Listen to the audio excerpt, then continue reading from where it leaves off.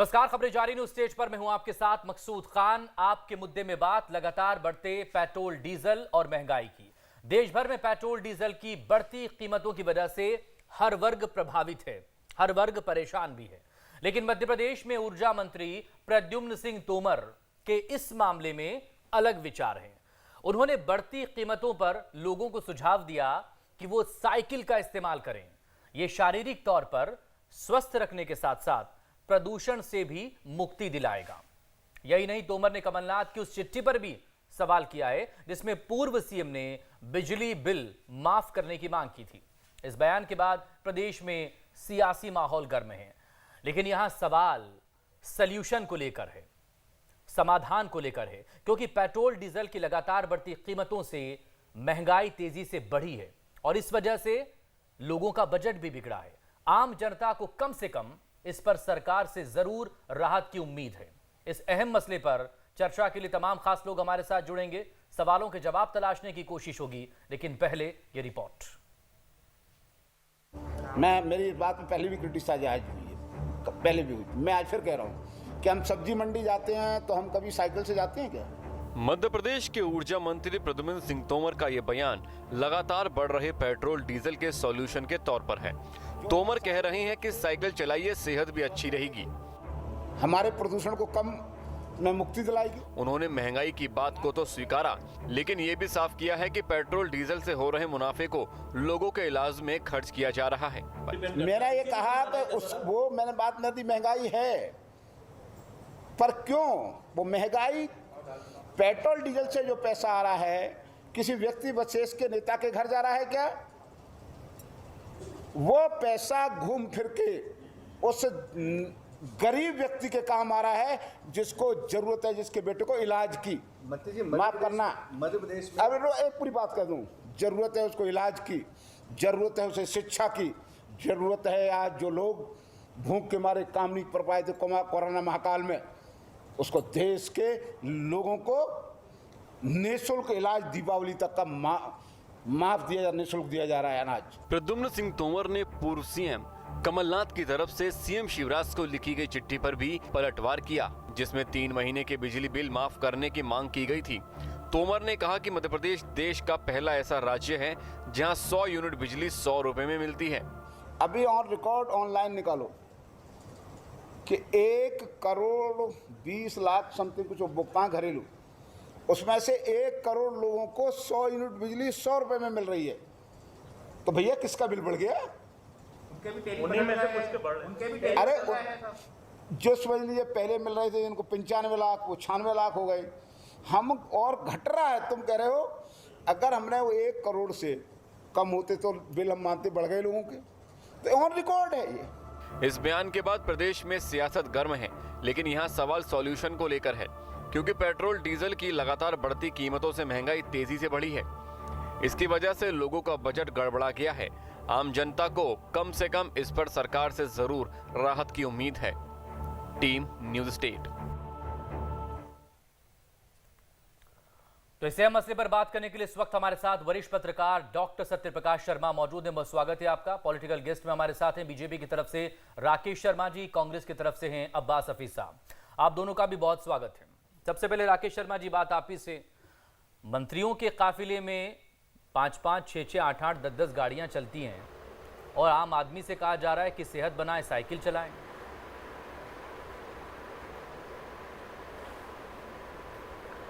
देखिए मकसूद भाई, सबसे पहले तो मैं आपको एक बात स्पष्ट करना चाहूँगा कि मध्य प्रदेश के हर मंत्री को 1 गाड़ी मिली हुई है। 1 गाड़ी।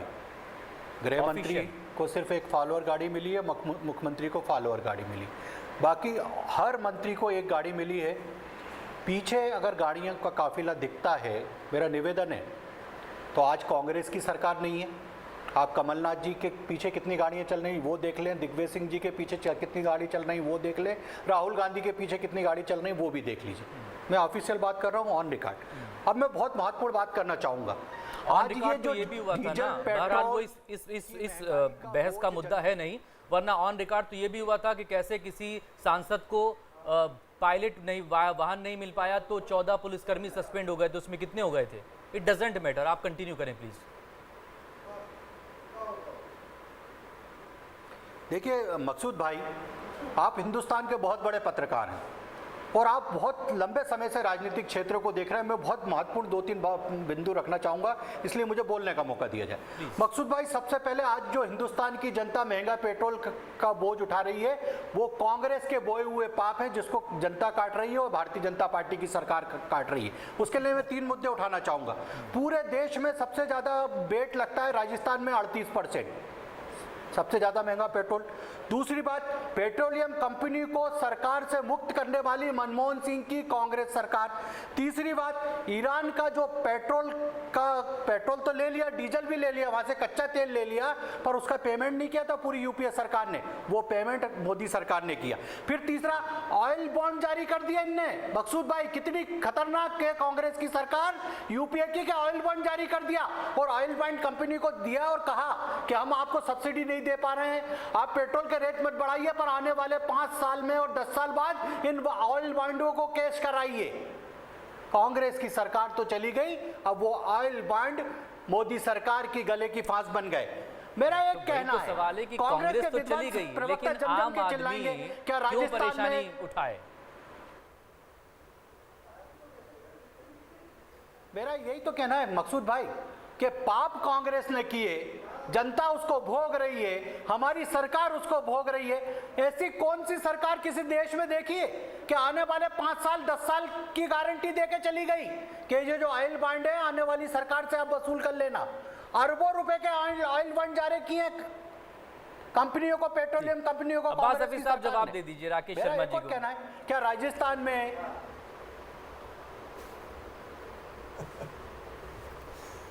देखिए, सबसे पहले तो बड़ा हास्यास्पद है कि 7 साल हो चुके हैं और भारतीय जनता पार्टी के मित्रों के पास आज भी कांग्रेस को कोसने पीटने के अलावा मकसूद भाई कुछ नहीं बचा है।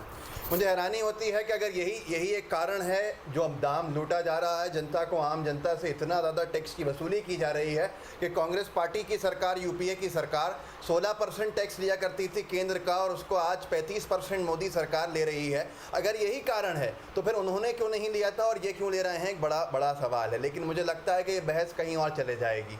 अगर यही एक विषय था कि कांग्रेस की सरकारों की नाकामी की वजह से ये सब हुआ, तो मैं पूछना चाहता हूं कि उसको भुगतने के लिए धर्मेंद्र प्रधान जी जो हमारे मध्य प्रदेश के राज्य,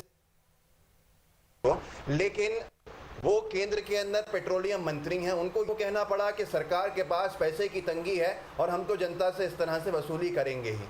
वो ये कहते हैं कि नहीं साहब, हम मजबूर हैं। उन्होंने बल्कि दूसरी बात कही, उन्होंने कहा कि सरकार के खजाने खाली हैं।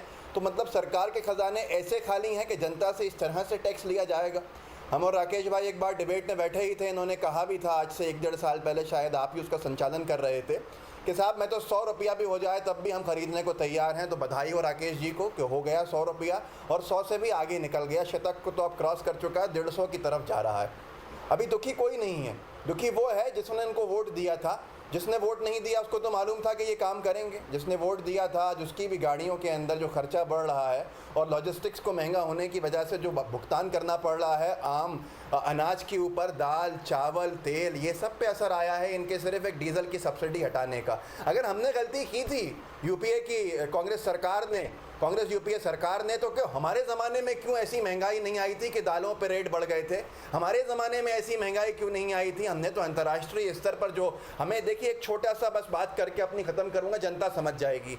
राकेश जी तो बहुत लंबी बात कर रहे थे, उन्होंने अपनी सरकार के बारे में नहीं बल्कि वही पुरानी कांग्रेस की सरकार पे की। मैं इतनी सी बात कहूँगा कि हमारे मनमोहन सिंह जी जब प्रधानमंत्री थे तो अंतर्राष्ट्रीय बाजार में जो आज कच्चे तेल की कीमत है, हमने उससे दुगनी कीमत के ऊपर इंपोर्ट किया कच्चा तेल, और जो आज मोदी सरकार जो आधी कीमत पे खरीद रही है और दुगनी कीमत जो मोदी सरकार की, इससे आधी कीमत पर हमने जनता को बेचा।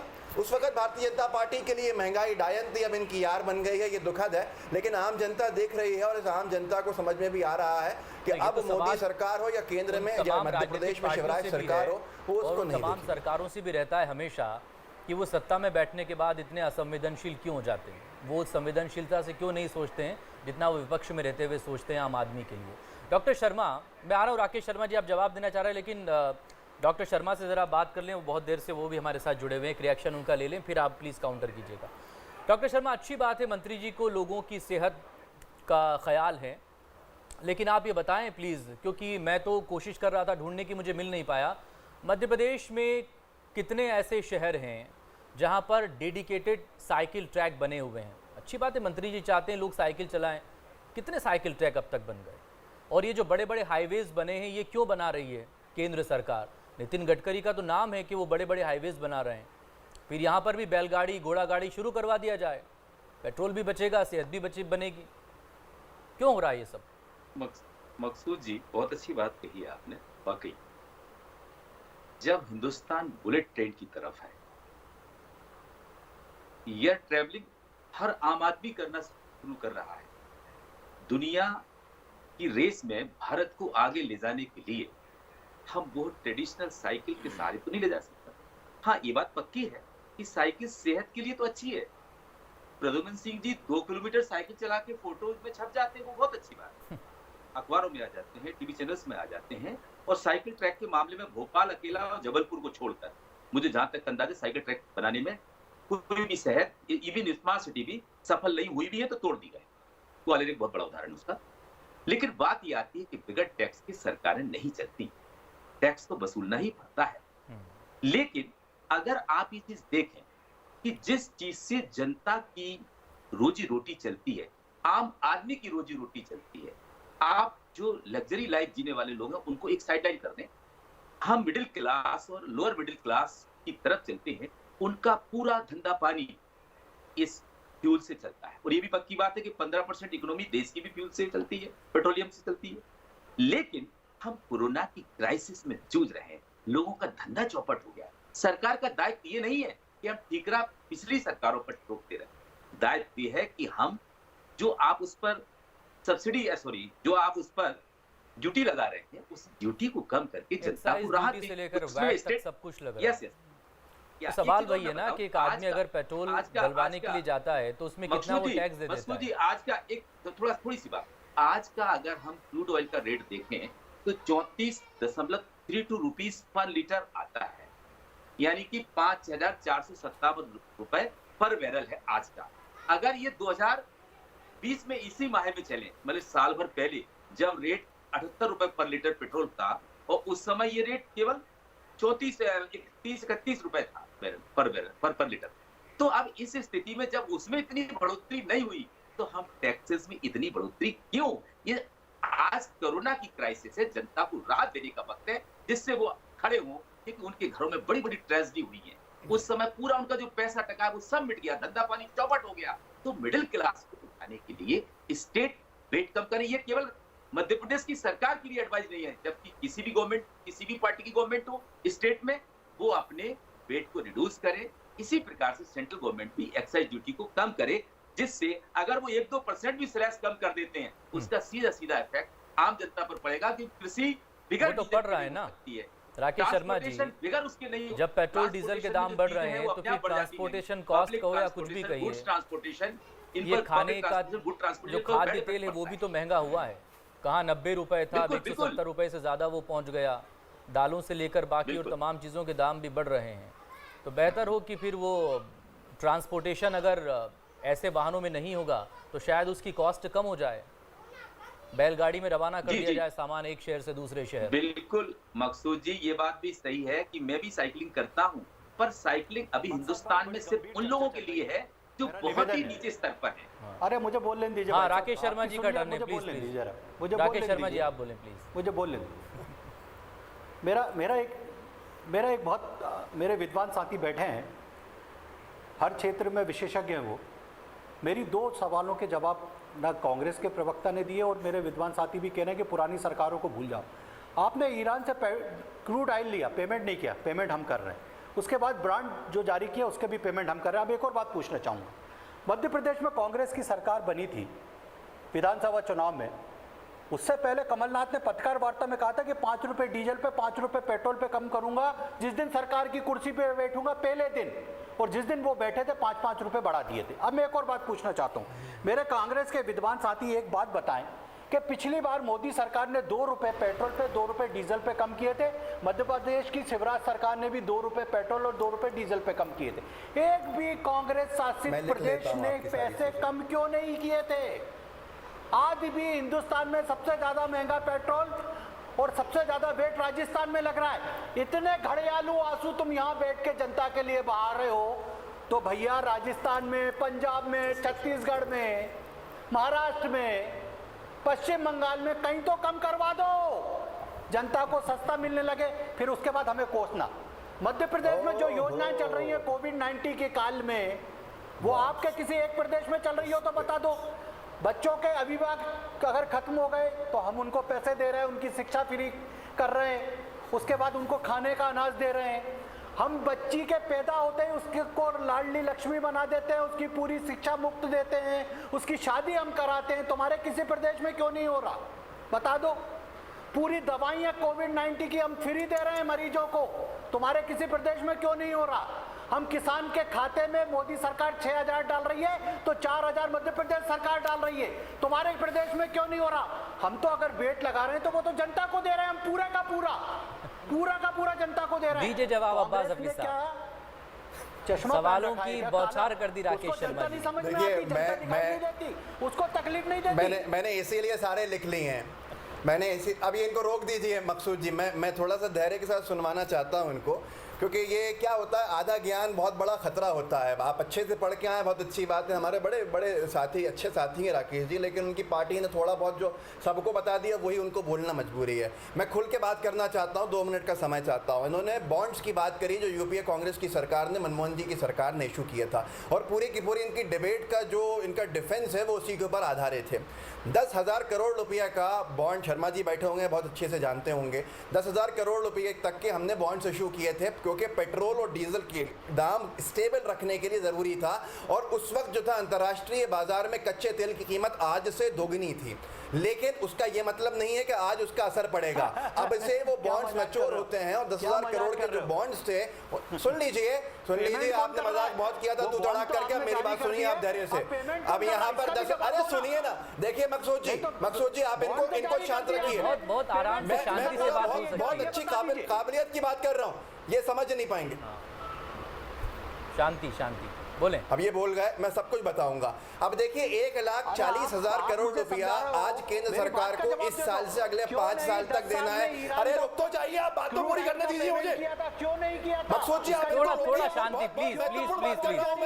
राकेश शर्मा जी, चिल्लाया जा रहा है बीच में। राकेश शर्मा जी, तमीज आपने सवाल किए ना, अब उनको जवाब दे लेने दीजिए। जवाब दिला दीजिए। अगले 5 सालों के अंदर मैंने एक लफ्ज नहीं बोला, एक शब्द नहीं बोला, मैंने एक शब्द नहीं बोला। एक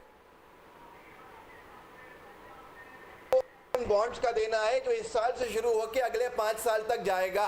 लेकिन पहली बात तो आज नहीं दे देना है पूरा, लेकिन उसके साथ इस सरकार ने जिस तरह टैक्सेशन में लूट करी है, तो सिर्फ इस साल का, इस 1 साल में 3 लाख करोड़ रुपया पेट्रोल डीजल पे कमाया है मोदी सरकार ने, जिसका आधा देके पूरे अगले 5 साल का ही चुका देंगे। तो इतनी लूट किस बात की है भाई साहब, किस लिए जिम्मेदारी ठहरा दी आपने? अगर आपको चाहिए था तो आप इससे बहुत कम कीमत के अंदर उन बॉन्ड का पैसा चुका सकते थे, लेकिन आपकी मंशा जग जाहिर है। 1 साल का 3 लाख करोड़ रुपया। अब इन्होंने कहा राजस्थान का, अरे सुनो, थोड़ा धैर्य रखो यार, इतने पुराने डिबेटर हो, थोड़ा धैर्य रखो, थोड़ी सभ्यता सीखो, किस तरह से चर्चा करते हैं, थोड़ी सभ्यता सीख लो। आपके अंदर कोई सभ्यता नहीं है, आपके अंदर कोई तमीज नहीं है क्या चर्चा करने का? आपको सवाल खड़े करना है। अब आपको जो जवाब मिला है आपकी वजह से उसकी वसीयत हुई है, तो सुनिए ना, सुनिए ना, सुनिए। अरे तो सुनो तो आप धैर्य से। अच्छा, राजस्थान का जवाब तो डिबेट करने का ये तरीका है आपका डिबेट करने का। तो शालीनता सीखिए, थोड़ी शालीनता सीख लीजिए, मत कीजिए। तो आइए मेरी बात सुनिए ना। हमारी सरकार ने पहली बात तो अरे क्या कर रहा है ये व्यक्ति, मुझे समझ में नहीं आ रहा। आप किस लिए राकेश शर्मा जी, राकेश शर्मा जी, पश्चिम बंगाल की जनता। अच्छा, आप राजस्थान पर बोल रहे हैं, बाकी और प्रदेश पर अब्बास हफीज साहब। एकदम मूर्खतापूर्ण चर्चा हो रही है। नहीं प्लीज बहुत आराम से। मैं अब बात अपनी पूरी कर लूं। ये राजस्थान की बात कर रहे हैं, देखिए मैं तो शुरू से बहुत धैर्य से बात कर रहा हूँ, सबर नहीं है क्योंकि फजीयत हो रही है जम के। मैंने आपके समय में बोला नहीं है, आपको थोड़ा सा तमीज और धैर्य तो रखिए। यहाँ पर ऐसे पूरा वक्त खत्म हो जाएगा, आखिर का 1-2 मिनट बचा है मेरे पास। आप चाहते नहीं हो ना कि मैं जवाब दे पाऊं। देखिए अब यहाँ पर क्या हुआ, क्या राजस्थान में सबसे ज्यादा वेट लगा है, तू तड़ाक वाली बातें मत करो राकेश भाई। नहीं दे पा रहे हो, तो आप सुनो तो जवाब ले लो मेरा। अरे आपको सिर्फ सवाल पूछना है, राकेश शर्मा जी दे रहे हैं, जवाब सुनिए तो। उत्तर प्रदेश के अंदर बेचती है, मध्य प्रदेश, अरे क्या तमीज क्या है दे रहे हो तुम? क्या क्या तमीज दे है रहे हो? राकेश जी से दोनों पूछ का लीजिए डॉक्टर शर्मा को ले आइए सबसे हटाइए ज्यादा है ना, पिछले ठीक है, मैं आ रहा हूँ अब मैं अपने हिसाब से करने दीजिए मुझे। डॉक्टर शर्मा, कुल मिलाकर पिछली यूपीए सरकार ने क्या किया, उससे अगर उसने कहीं कुछ बॉन्ड दिए थे तो क्या अब तक वो चुकाया नहीं गया? दोनों ने अपने अपने पक्ष में बातें की हैं, कांग्रेस ने भी और बीजेपी ने भी। लेकिन सवाल है कि आज की तारीख में एक आम आदमी पर ये बोझ क्यों? मकसूद जी, मैं राकेश जी की एक बात का जवाब देना चाहता हूँ। वो होशियार आदमी है और मेरे साथ कई डिबेट्स में बैठे हुए हैं कि जब भी कोई नई सरकार आती है, पब्लिक नई गवर्नमेंट को चुनता क्यों है? नई पार्टी, सवाल यह है क्यों चुनता है? वो सिर्फ इसलिए चुनता है कि अगर पिछली सरकार में हमको जो राहत नहीं मिली, हमको जो वेलफेयर मिलना चाहिए था वो नहीं मिला, इसलिए तो हम दूसरी पार्टी को लाए। तो हम उस चीज को कम करें। हमारा मतलब ये नहीं है कि आप टैक्सेशन को कम करें, आप जो आम पब्लिक जिसको भुगत रही, जिस पे सबसे ज्यादा बोझ उसी पर पड़ रहा है, उस टैक्स को आप कम करें। मैंने एक रास्ता भी आपको बता रहा हूं कि लग्जरी टैक्स बढ़ाएं, जो स्टेट के कोटे के मिनरल्स हैं उन पर टैक्स बढ़ाया जाए, जो सेंट्रल के कोटे के मिनरल्स हैं उन पर टैक्स बढ़ाया जाए। अगर वो टैक्स इतना, क्योंकि आपने देखा होगा नंबर 2 का, यानी कि जो इलीगल माइनिंग होता है, उस इलीगल माइनिंग से लोग कहां से कितने करोड़ का टर्नओवर बना के पहुंच जाते हैं। क्या कभी सरकार ने इस तरफ ध्यान देती है? लिकर पर हम कह रहे थोड़ा बहुत और बढ़ा दो आप, लेकिन ये जो राहत है जिससे आज एक आम आदमी है जो मोटरसाइकिल से अपना धंधा भी करता है, अपना आना जाना भी करता है, उस पर तो बोझ कम होगा। सरकार, मैंने ये नहीं कह रहा हूँ कि सरकार बेगर इसकी चलती, क्योंकि जनता अपनी सरकार के प्रति आशान्वित होती है और सरकार अपनी जनता के प्रति आशान्वित होती है। आप ये कह के छुटकारा नहीं कर सकते कि कांग्रेस की गवर्नमेंट ने ये नहीं किया, रुकना होगा कांग्रेस की गवर्नमेंट ने ये किया। डॉक्टर शर्मा, रुकना होगा, वक्त इतना ही है। और अपील, गुजारिश यही, क्योंकि आप सभी मेहमान के तौर पर होते हैं हमारे साथ, हमारी जिम्मेदारी होती है आपको वक्त देने की और कोशिश ये होती है कि सबके साथ इंसाफ हो। लेकिन हंगामा करने से ना सवालों के जवाब मिलते हैं और ना समस्याओं के समाधान इसमें होते हैं। छोटे से ब्रेक के बाद छत्तीसगढ़ की बात करेंगे।